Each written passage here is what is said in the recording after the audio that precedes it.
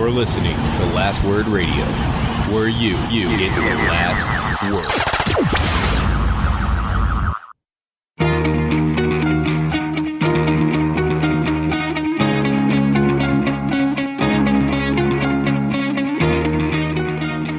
word. Welcome to the Fourth Line Podcast, brought to you by the Alberta Podcast Network, powered by ATV. This is August 13th. With you today, myself, the always wonderful Joel, and I don't know his nickname. What's your nickname? The sometimes wonderful Carl? No. Is that accurate? No, it's not accurate. Rarely wonderful. With me today is I know the nickname that like a bunch of us call you. But I don't want to say that. Let's not go with that one, yeah. Okay. I don't know. I'm going to think about this. I just realized we don't have a nickname for you. Have we talked about this before? For the 3 times a year that Joel does the intro, you should have a way to define me. I'm Carl. Just Carl. And with me today, just Carl. Just regular old Carl hanging out, doing his thing. It's good to be back. Yeah, we were on a break. Yeah, we haven't talked to each other for 2 whole weeks. It's a bit of a quarrel. But things were said. Yeah, and which could most certainly not be taken back. Feelings were hurt. Yep. Emotions were had. Yeah, we still haven't dealt with it. Maybe we'll do that later on the show. Oh, let's just air it out, man. Let's just get to it. Maybe, should we go through our arbitration episode? I know some people thought that would be a good listen. Do you want to just do that now? What's the arbitration episode? When like in arbitration, we just tell each other all the reasons that, all the issues that we have.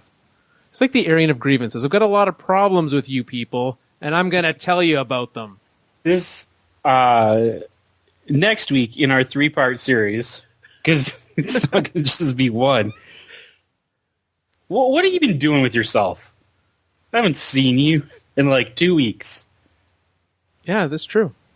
What have I done? Has it been 2 weeks? I don't know. Yeah, I went to America. That's why we didn't record, because you were at America. You were at a farm. I was at a farm. Yeah. I also went to a rodeo. That was fun. I went to a car museum. The rodeo does like an actual running of the bulls, which is a great time. Did you do it? No, I am not nearly dumb enough to do that. Like, there is one prize of $1,000, and to get that, the guy got run over by a bull twice. Okay, wait. I have many questions. Ask away. How do you win the running of the bulls? So the winner is selected by the people who put up the money. In this instance, it was one of the local dealerships. And they say, okay, they put on a good show, you win. And putting on a good show means that you interacted with the bulls in a way that made them happy. So it could be, you could have just like tried to run them in a race and you lost. It could mean trying to do a handstand on the back of one. Seen that go poorly before. It does not mean if you get hurt bad enough that you can't finish, you're for sure not going to win. So that's one criteria. So don't get hurt bad enough you can't finish. One guy, I believe there was some broken ribs this year. So Did they all run at the same time? Yeah, so what they do is they take the rodeo infield, they put a giant fence in the middle, and everyone else is outside of the fence. The inside of the fence is filled with paramedics and people laughing at them. So it's not like down the streets of this town. No, it's in like the rodeo arena. So it's just like you're in a box. You would sort of, like there's no ceiling on it, but yeah, like it's like you're in it's like there's a ring and you're in the outside of the ring. And you could just like at any point you could just be like, I'm done with this and leave the ring. You would have to like climb up onto the fence. You're not allowed to leave, but yeah. If you do not actually want to get injured, you can not get hurt. I don't get. So it's not like, because that's the thing. I was like, I don't get how you. So this is a judge-based sport. I would use the word sport loosely, but yes, it is a judge-based activity. Experience. It's an experience. Oh, it's an experience. Everything's an experience these days. I didn't go for dinner. I had an experience. No, you ate a steak. Whoop-de-doo. Get over it. I would go for a steak. So I joined Instagram this week. Did you see me post this video on my Instagram? No. I posted a video of this on Instagram. I didn't. But I realized... Okay, but I did realize, this is the thing. The reason why I'm bringing this up is that a bunch of people, they take pictures and put pictures of their experience on it. Right. I don't get this. Yeah, I call it what it is. Like, if I'm eating food, there's only one time I've ever eaten food, and it was an experience, not a great meal, but I could not have taken any pictures of it. Because it was a dark place? Yeah, it was a meal entirely in the dark. So you didn't know what you were eating? No, I did know, within a degree. So the starter salad is a surprise, but then you order your meal outside in the lobby, in the light. You order your meal and your drinks outside in the light, and then they bring it to you. So you don't know exactly what you're putting your fork into at first, or where it is. But eventually you figure it out. Eventually you figure it out, like right here is some potato, here's some lamb, we're going places. Interesting. You should have put that on Instagram. Yeah, shockingly, they don't let you take out your phones in there. It kind of ruins the darkness. Oh, that makes sense. Brilliant. Those people know what they're doing. Yeah, there's the only lights in there is the emergency exit light. So, that's the only experience that I would say was an experience, and that was because the food was mediocre, but it was a very interesting thing. Did you pay extra for the darkness? Oh, it was not worth what I paid for the food for sure. But I think you pay extra for all the amounts that get dropped, and dishes that break. It was fine. We did it on a Groupon. People break dishes? Oh, well, because the inside, there's probably I don't know. Actually, I have no idea how many tables there are. It sounded like there was about 10 different tables in this restaurant. And so you have to bring the food, and as you're walking, you say someone's coming through with food, don't hit me, and you just hope that no one backs their chair up and hits you. Don't they have servers? Yeah, they're blind. Every server in the restaurant is blind. So you're not bringing food to people's tables. They are bringing food to your table. And lots of dishes get dropped. At least, I think twice when we were there, you heard things drop. Interesting. I'm very intrigued by this. We need to... Okay, scrap the hockey. We're talking about this the entire time. That's fine. This is August 13th. Did anything happen in hockey? There's some signings. There's a trade since we were last here.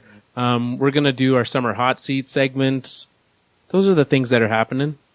But you know what we should do first? What?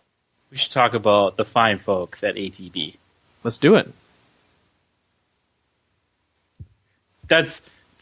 My hosting duties are over.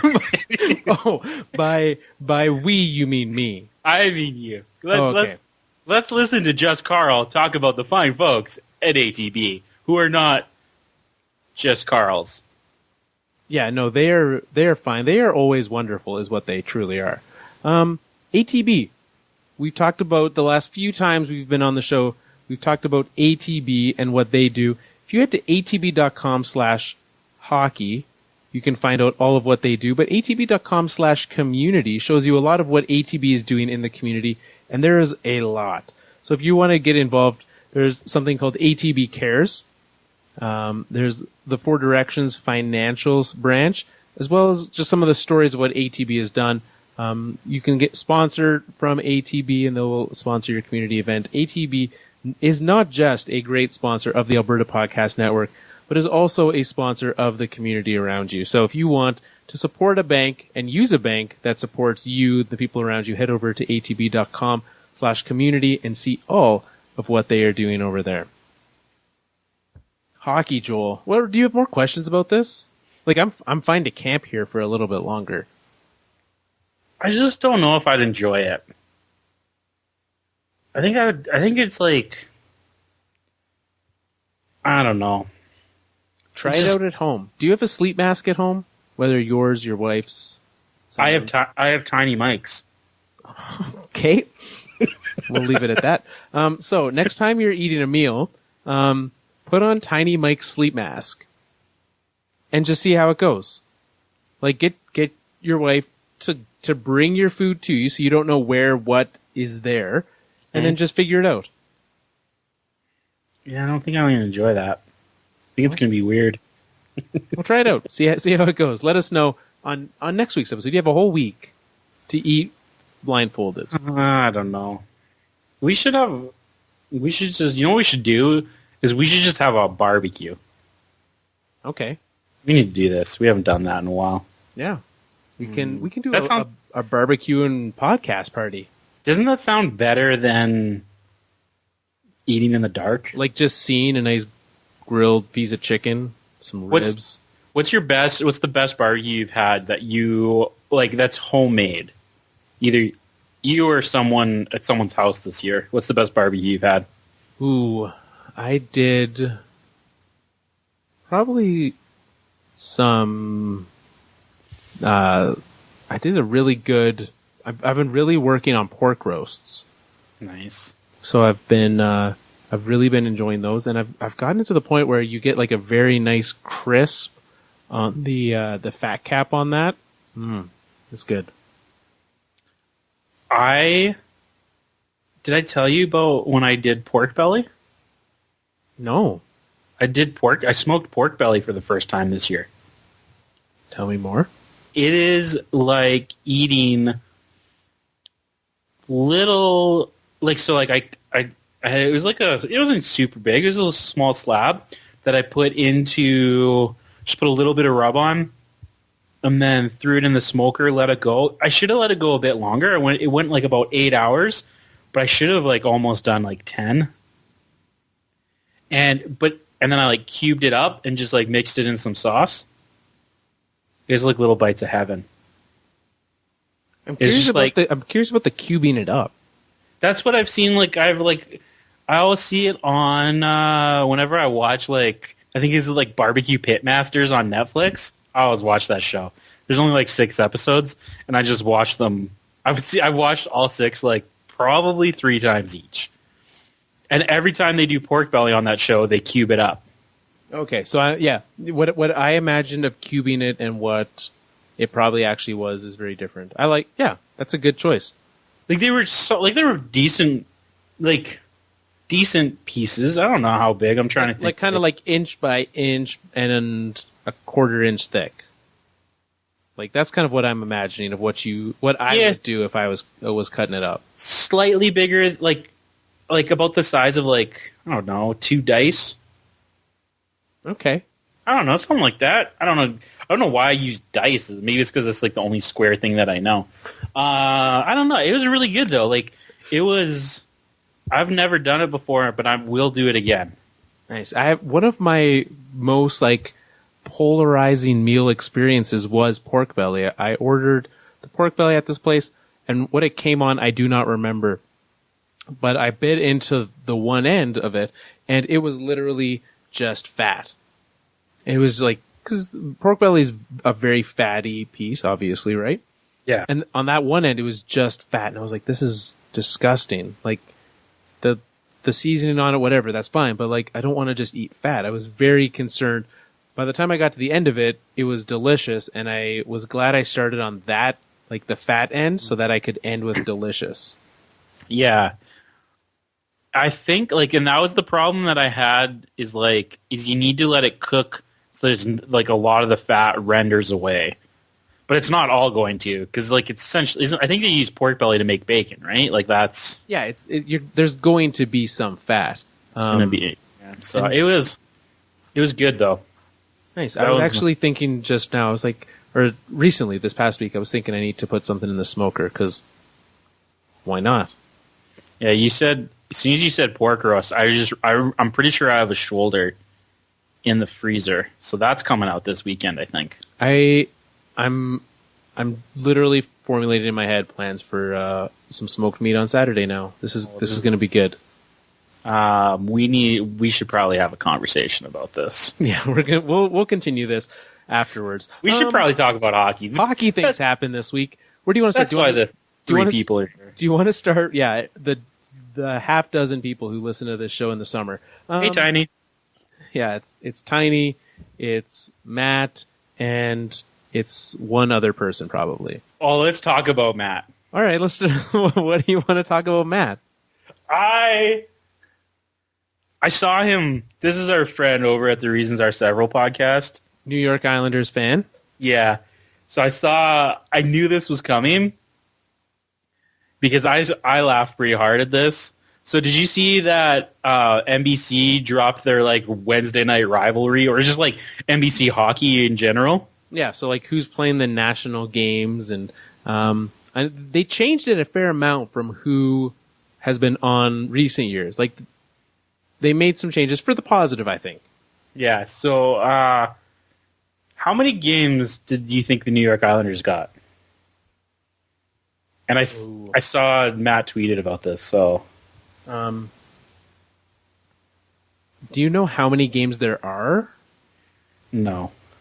Okay, I'm going to go with 6. I'm going with 6 for the New York Islanders on national television. They got 1. 1? Hello. Yeah, that's not really surprising considering the team. Sorry, Matt. No, that's not that surprising, for sure. Do you want to know what team got 3? What team got 3? Nationally broadcast 3, Toronto Maple Leafs. Nationally in America. In America. Wow, good for them. Good for them. I don't get it. I didn't think, it's pretty, it's not rare, but they try and avoid, if there is a Canadian versus Canadian matchup on Saturday Night Hockey, you're going to get it. Well, they probably just have both the times that they play the Blackhawks are going to be on there. It is against the Blackhawks once. See, told you. Probably against the Capitals another time? I forget what the other teams were. I only remember the Blackhawks. Because in total, the Leafs are playing 6 games on NBC this season. I don't know the numbers for last year. That puts them about 15th, 20th. They are in a tie with the Colorado Avalanche, the Detroit Red Wings, and the Edmonton Oilers. So that's the realm of teams in nationally broadcast games. So it's, if anything, I would have thought more. I thought it's hilarious that any Canadian teams get on this.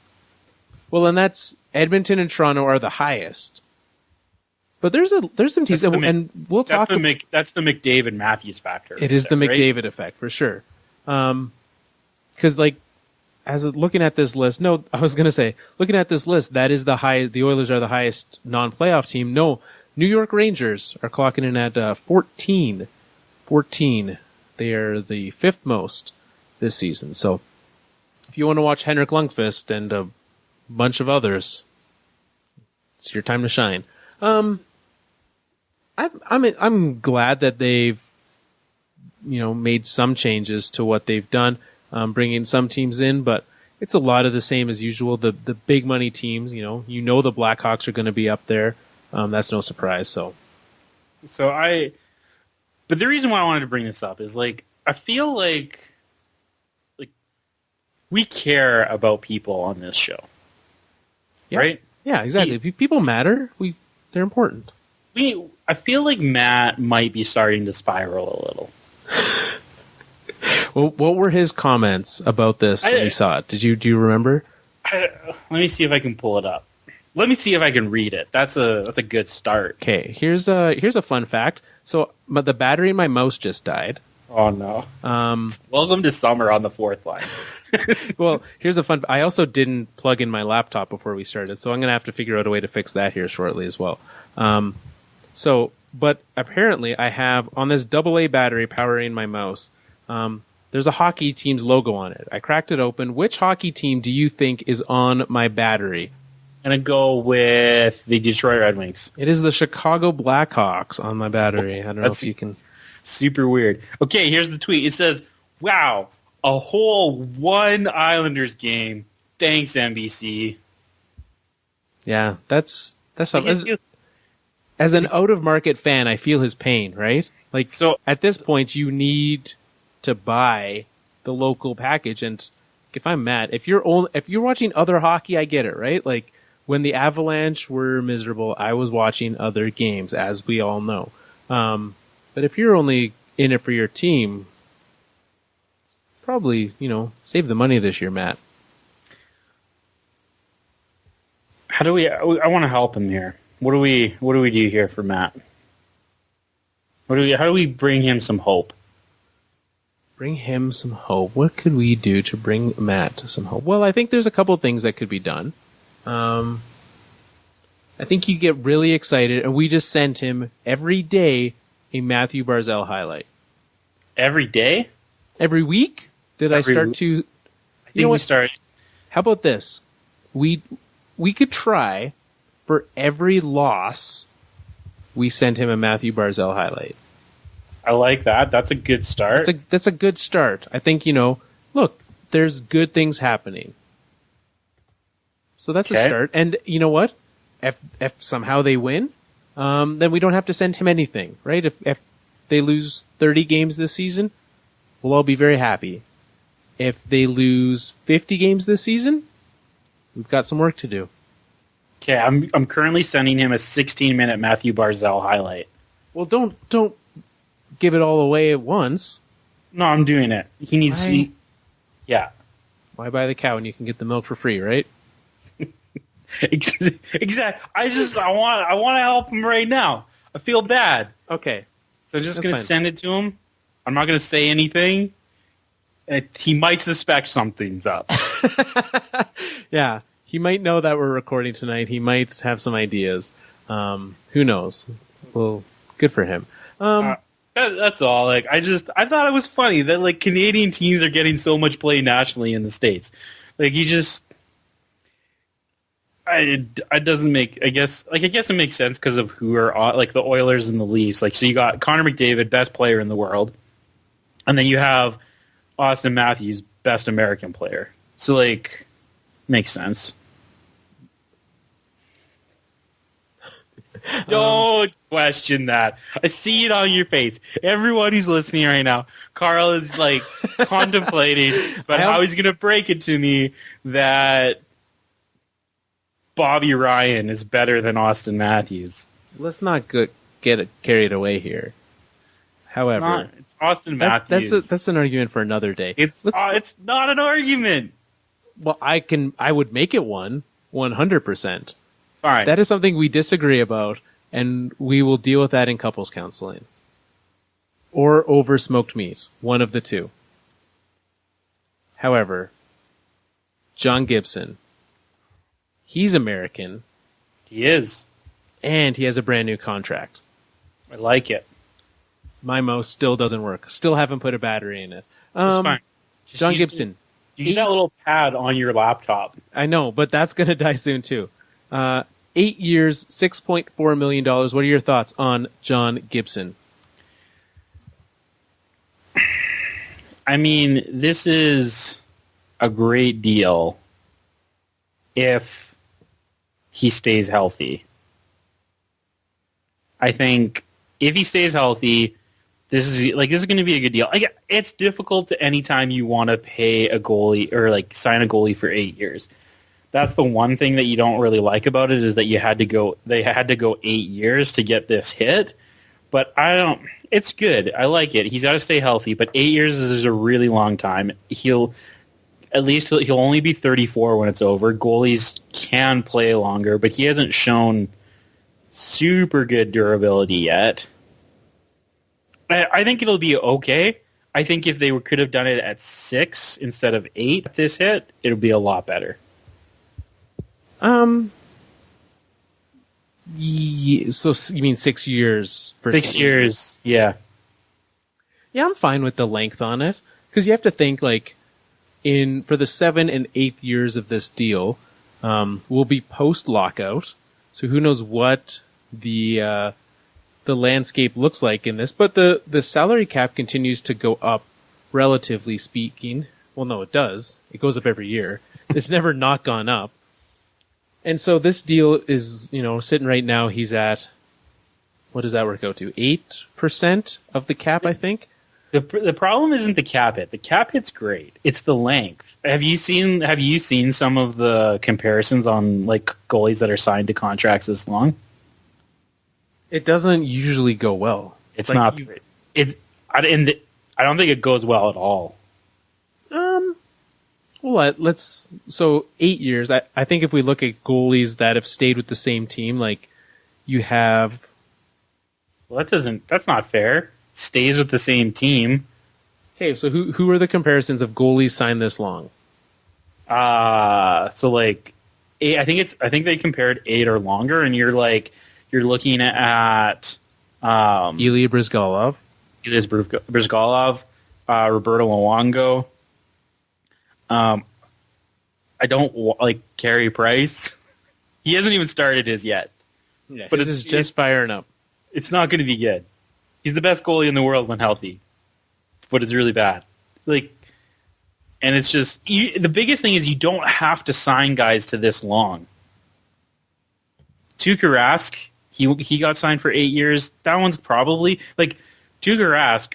On the right day, it turns out great. On the wrong day, it's awful. He's been so good and so bad all over the place. But I'm very I would do that deal again.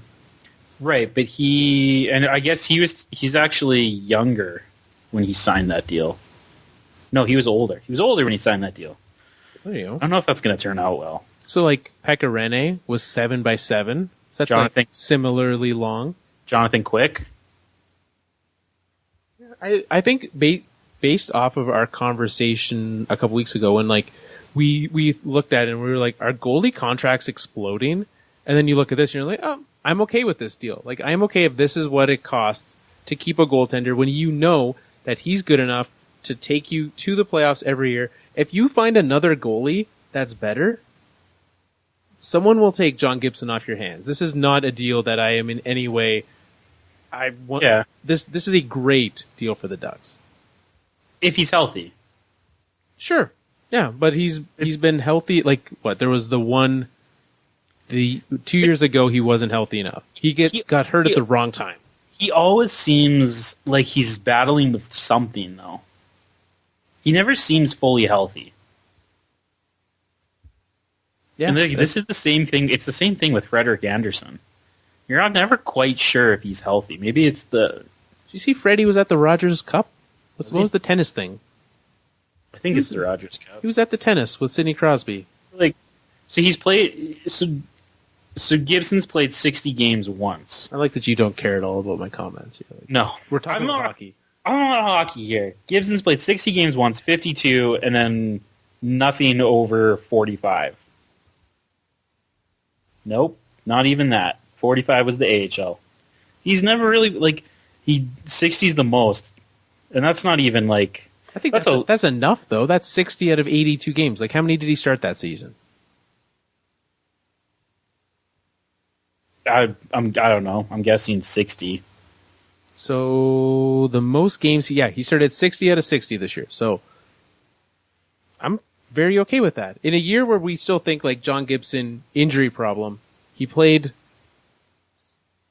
3/4 of the games, which is good. But that's if you're only going to play 3/4 of the game, you have to have a decent goalie.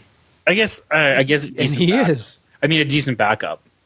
But I don't know. I'm just saying. I don't know. I agree. It's a good. You want to lock John Gibson up. I think the long term is going to be difficult. I don't know if he's going to be able to handle it. So the bigger thing, what do you think about based off of this contract and the Hellebuck contract, would you because the next one that's coming down is Tampa, Vasilevsky, which we've talked about already. He's going to have to sign next summer, I think. Yeah, so that'll be next year. He will be signed. Or he's got 2 more years, but you probably sign. They're probably hoping to get him signed next year. So we've got Gibson at 8 times 6.4, and we have Hellebuck at 7 by, what is the cap hit on that? 6.2 by 6. So I would say that I would be looking at something along the lines of 6.5, 7. I was going to say 7 by 7. That's probably what they're going to hope for. And they might be able to get it down to 6.5 because of the whole Tampa doesn't pay taxes thing. Yeah. So yeah, I think that's what we're looking at. And 7 years, 8 years, one of those two. Is there any more signings that were out there? Like, I think, like, that's basically all there is in hockey right now is signings. There's like, and it's guys like RFA signing contracts, right? So William Karlsson signed a deal, like right before arbitration. Literally, I saw one guy report the arbitration hearing has started for William Karlsson, and then another one came and said they solved their case before arbitration. So at the exact wire, 1 year, $5.25 million for William Karlsson with the Vegas Golden Knights. I love it for Vegas. It's a prove-it deal. Yeah, we gave you money, but I love it. My guess is they were afraid to sign him long-term, as I would be. For sure, as you should be, right? A guy who's done it once, who did it off of a ridiculous shooting percentage. If he does it again this year, it's going to cost them to sign him again. But I think you're more okay with that if he continues to show. But he's going to regress. He has to. The shooting percentage there's no chance. He's looking at about mid-20s for goals next year. And so, which at 5.25, like, depending on, the what else of what he brings, I'm fine on a 4-year, $5.25 million deal for him. Yeah. He shouldn't be sad. But it could go worse than that, right? Like, if he regresses to what a normal shooting percentage would be, that's what he gets. So if he plays the exact same and does that, but there hasn't been much in the past that shows that. So I would be quite skeptical of that. Great for Vegas, and if that's what he can get, he's still an RFA at the end of it, so lots of potential for William Karlsson to still make some bank. You want to go next? Dylan Larkin, he signed with the Red Wings, clocking in at $6.1 million for 5 years. This is his first deal after his entry level. So, like, a little bridgy. It's fine. Yeah. It's about what second tier type players get, though. Yeah. You don't get, like, it's really only the really top tier players that get the 8 years. Yeah, and you're looking at a team, the Red Wings. We've talked about them plenty as of late. A team with, the need to keep these guys around. You need Dylan Larkin. Even if it is, 4 or 5 years, he'll still be around for that next time. And when this team is going, then you say, well, stay. We're good now. Yeah. So, I'm fine with it for the Red Wings. Their cap situation, not the nicest. They're sitting right now. They have everyone signed. Still no cap space, though. So, which I don't get. Who's making all this money in Detroit? Franz Nielsen, Danny DeKeyser. This deal makes me happy as a Leafs fan. He's like Nylander's not going to make, he can't make much more than that, if anything more than that. Yeah, I'd be fine with that. So, okay, can we play a game? Yeah. Where is Christian Dvorak from, and what team does he play for? I'm going to say... Now, I know the team. But I know the team now, too, but I didn't before he signed this deal. Yeah, I had no idea who Christian Dvorak was before this deal was signed. I'm going to go with Czech, because I feel like that's where Dvorak's come from. He was born in Illinois. No, he wasn't. He was born in Illinois. That's not a thing. Well, look at that. Palos Township, Illinois. Palos? Palos. Look at that. Is he like a... Because there's Dvoraks. There's been, isn't, I don't know. I don't know where this guy's... He is not related to Radek Dvorak. That's who... Okay, so they're not related. So there you go. So he's just American through and through, and... I would say maybe not through and through. Well, he was born there. I guess he's not related. So. I don't know how else, that's what I was meaning. He was born there. It wasn't like a William Nylander situation whose Tech was born in Canada but is Swedish. And lived there, yeah, because he grew up in the States. He played in the USHL, he's played in Chicago, so he is a Illinois hockey product, who managed to get a sizable contract from the Arizona Coyotes. Why? You're asking the tough questions tonight, Joel. I don't understand why the Arizona Coyotes felt that they needed to lock up Christian Dvorak. He got 3 years, so not 2. No, he got 6 years. That is the opposite of what he got. He got 6 years, $4.45 million. He is just coming off his entry-level deal. So you're looking at this, and it is the exact, slightly $4 million less over with one extra year than the Dylan Larkin deal for Christian Dvorak. At this point, maybe there's a reason why, I was just about to say something. I'm like, oh, this is not good. So I'll just say maybe there's a reason why 32-year-olds aren't NHL GMs, which is really bad news. sorry, Joel. This is not going. But at what point do we think? What's the guy's name in John Chayka? However you say that name. At what point is he not good? Is he not a good GM? We're coming up on it. I think so. Because now here's how you can justify this deal in any way. In any way. This is a terrible, terrible, terrible decision by the Arizona Coyotes. Maybe not that terrible. It's pretty bad. It's not good though, right? Bad. He still had an extra year left on his deal.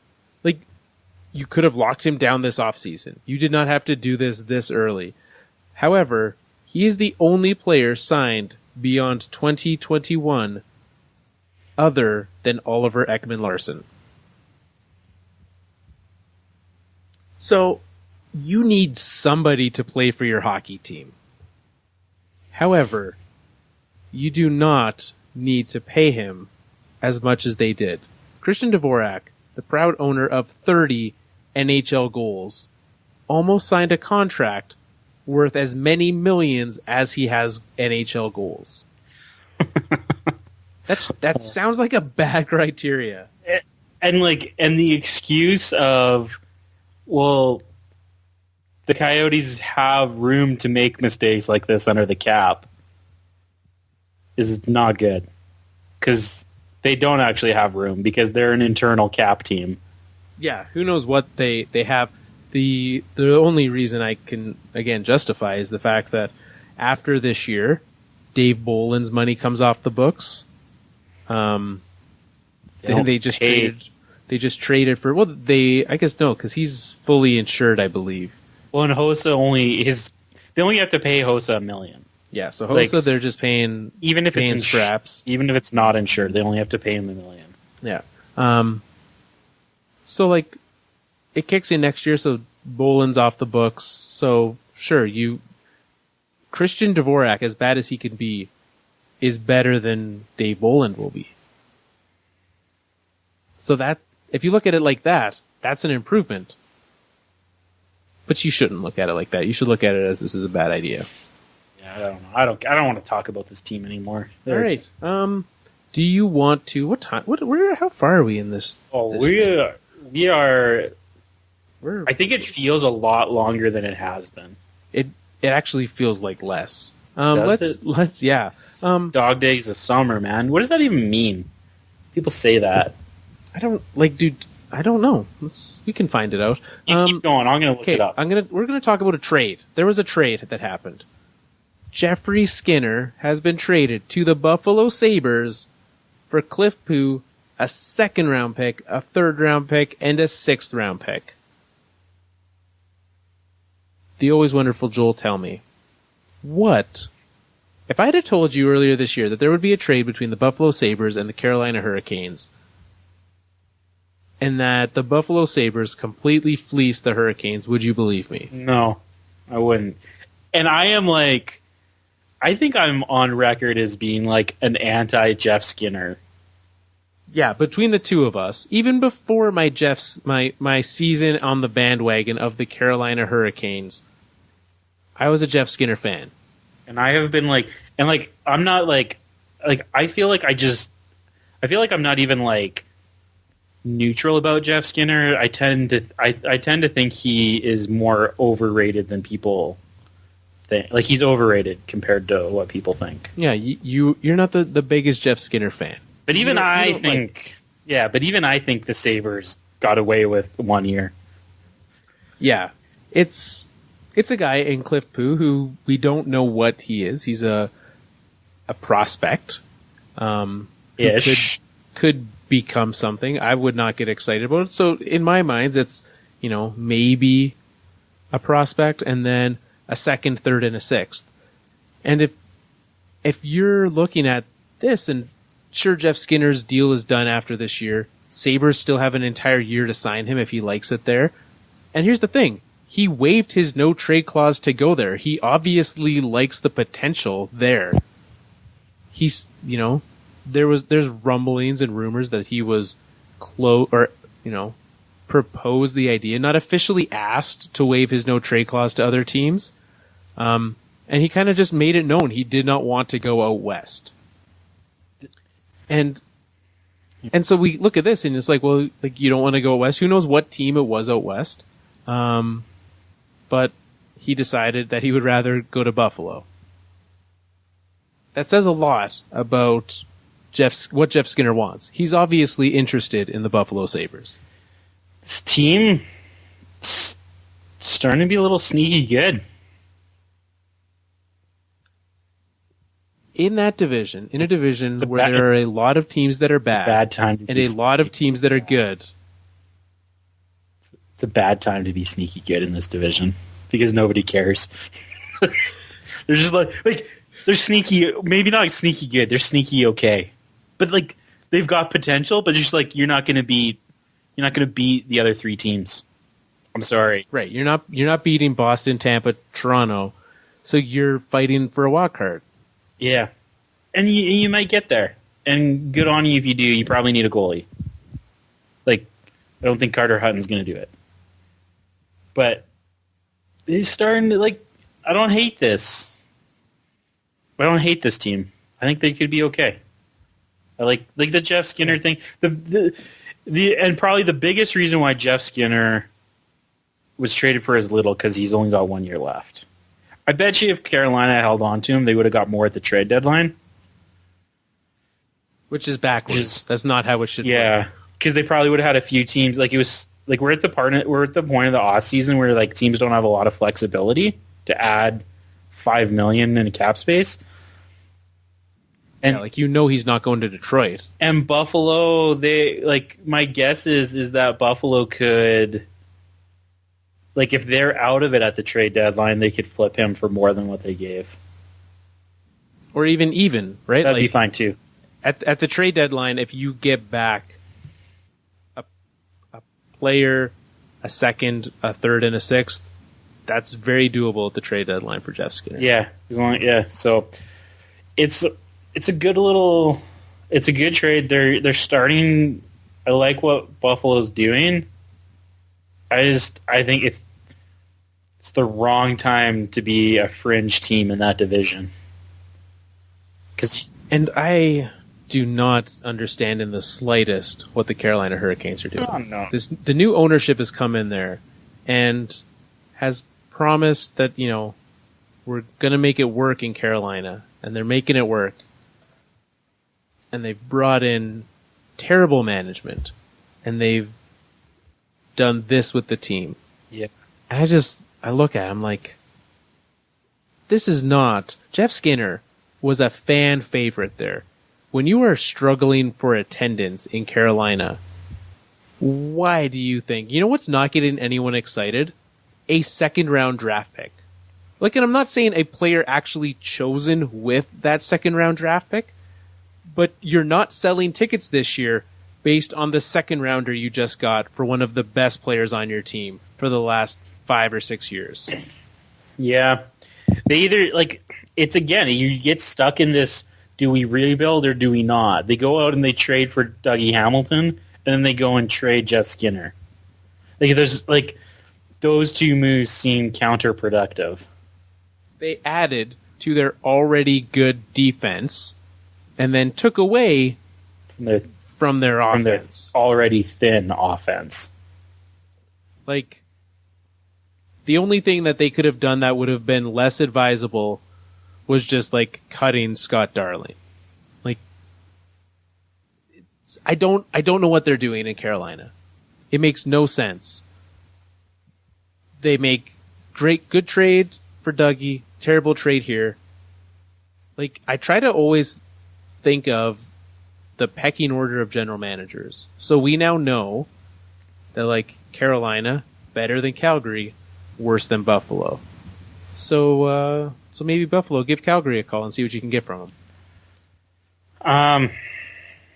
Just quickly here, dog days of summer are the hot, sultry days of summer that were historically the period following some sort of rising of a star, which the Greek and Romans connected with heat, drought, sudden thunderstorms, fever, and mad dogs.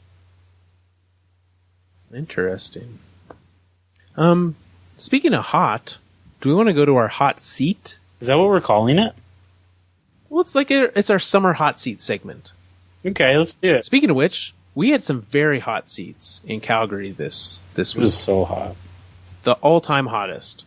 Not a fan. Not a fan at all.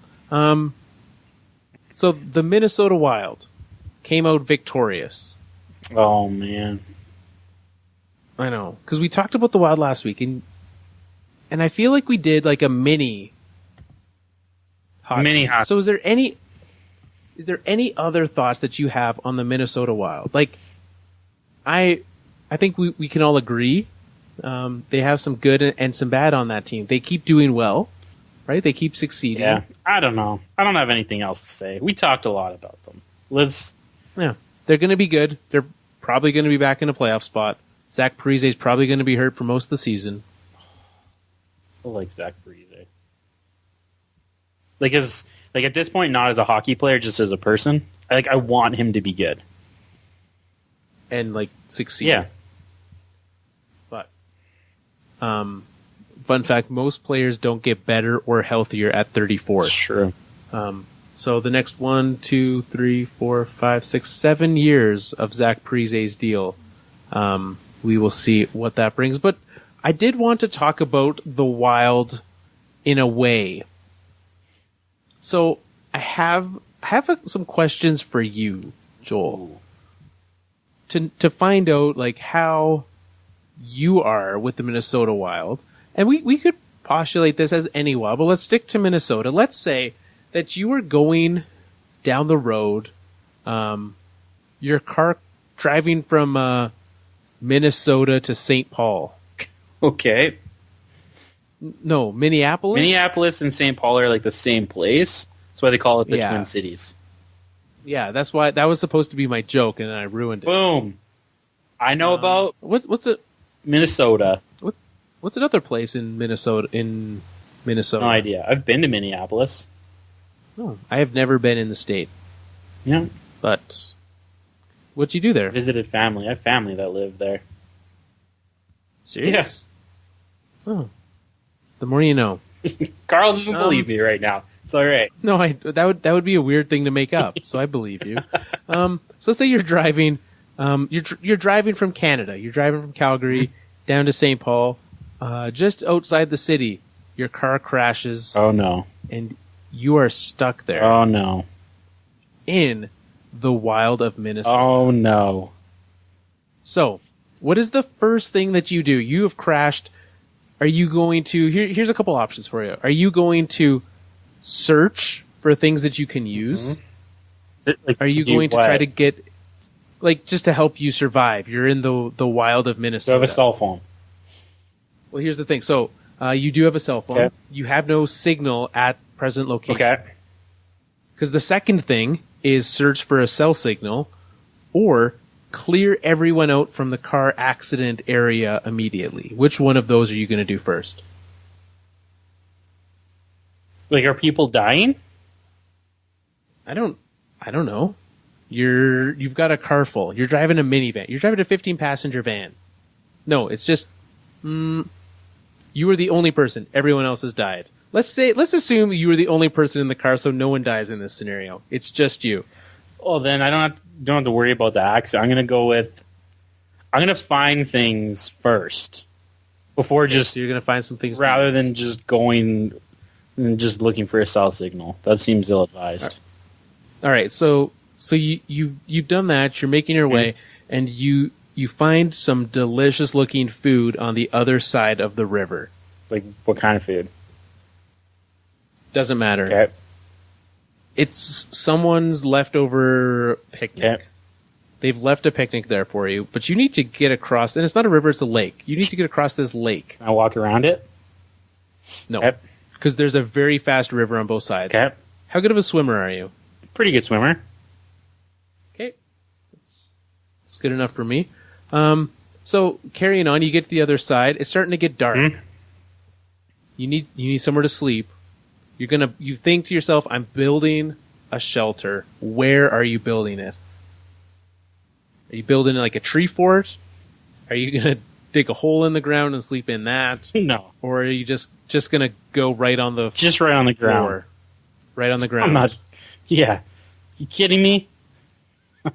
Okay, so... Dig a hole. So you're sitting there and you start to think to yourself and you're reminiscing about your childhood. Which of these are you most likely to think back on as a childhood memory? Reading a book? Nope. Playing video games? Maybe. Catching bugs? Nope. Building forts? Like pillow forts? Yep. Pillow and blanket forts are things that you could have done. Or playing hide and go seek and other sports. I'd probably go with that one. Like street hockey. Backyard baseball. So you've been out here for about a week now. Oh man. You're starting to get hungry. You really need some food. How are you going to get some protein in your diet? Are you going bow and arrow? Fishing pole? Are you going to build yourself a slingshot? Are you just going to chuck rocks and logs at things? Or are you going vegetarian and you're just going to eat berries? Fishing pole is where I'd go.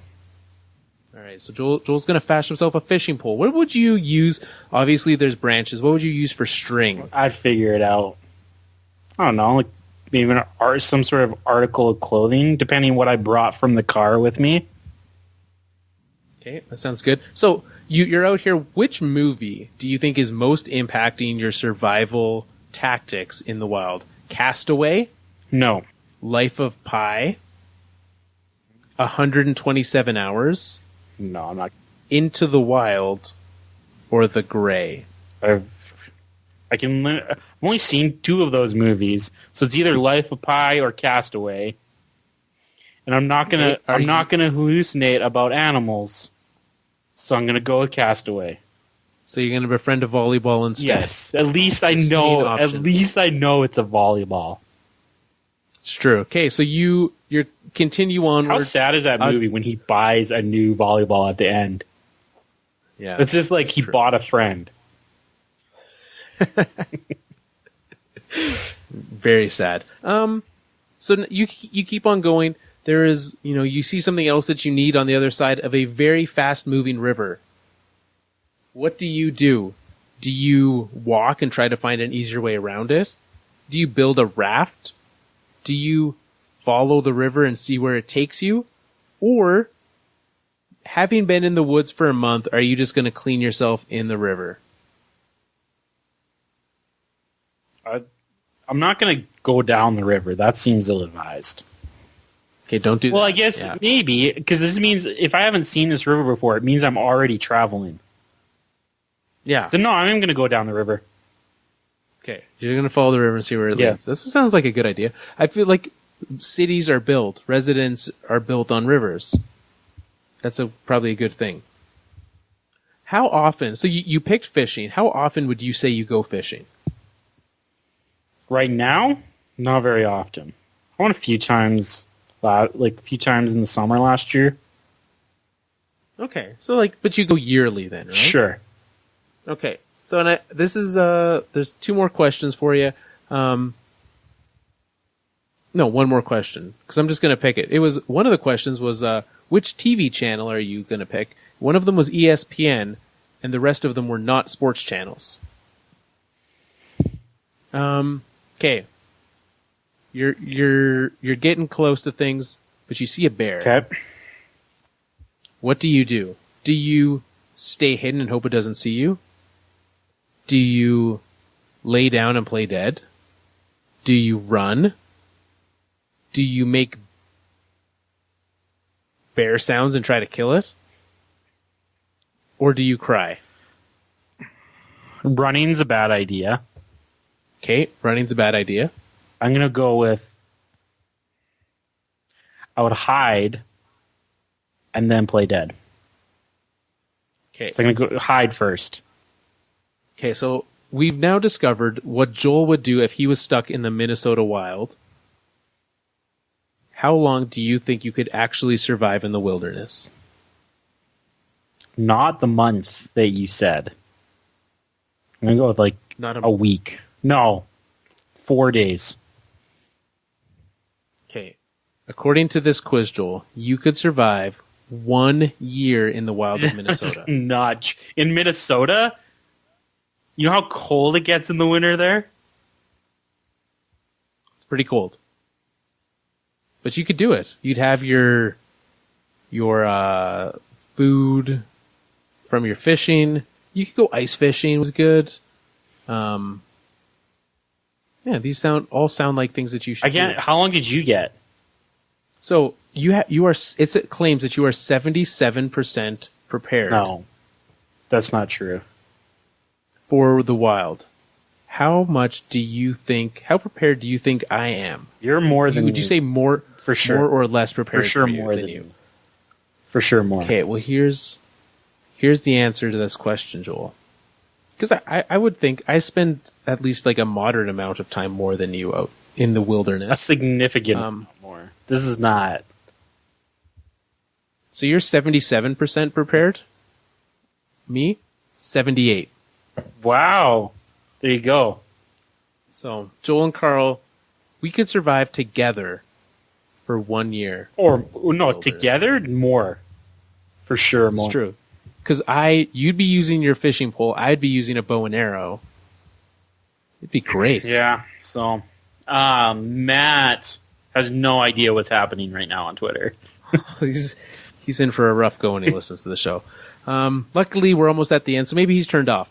Let's check in on the next 4 teams in our summer hot seat series. I'm gonna do the thing where I search for every week. I have to find alphabetical NHL teams. And I found it, and here we go. The next 4 teams up are, this is where things could get good for Matt. The New Jersey Devils. Mm-hmm. The New York Islanders. Mm-hmm.